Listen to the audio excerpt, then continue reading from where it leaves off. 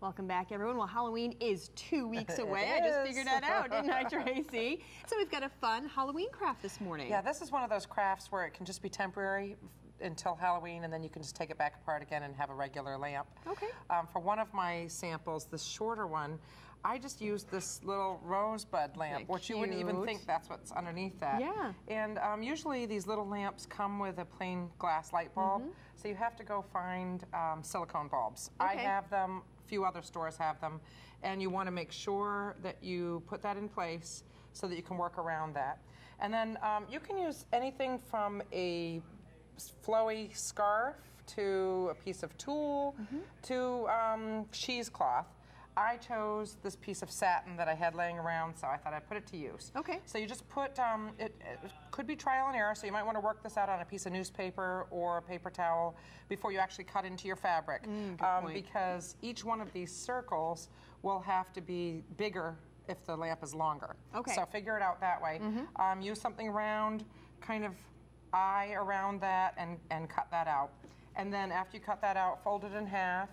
Fold it in half again so you can get the center, and just do a little snip there. And that's what I've done with this, so that it has just a little hole in the middle.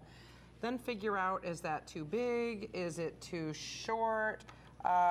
And once you see that it's going to cover your lamp base, take the hot glue gun, put a couple of dots right up under that satin or whatever the fabric is that you're using. Lift that up, put a little dot there along the edge, and then fold that back down into it. Oh, that's how it's secured. And that's how it's secured. Yeah, but you got to do that from up from underneath. If when you're all done you can still see some of this black ring, then you need to take a little bit of white paint and just carefully paint along the edge of that.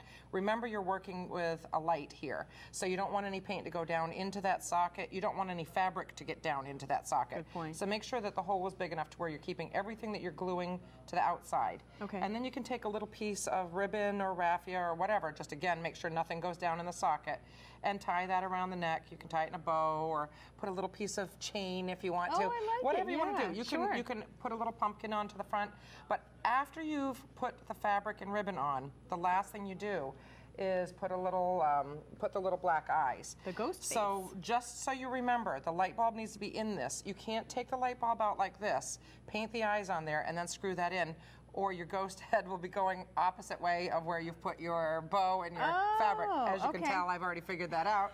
So, trial and error. It is. So after you've figured out what way is front, you've put everything onto the front, put a couple of little dots, then you can unscrew that if you don't feel comfortable painting the eyes on.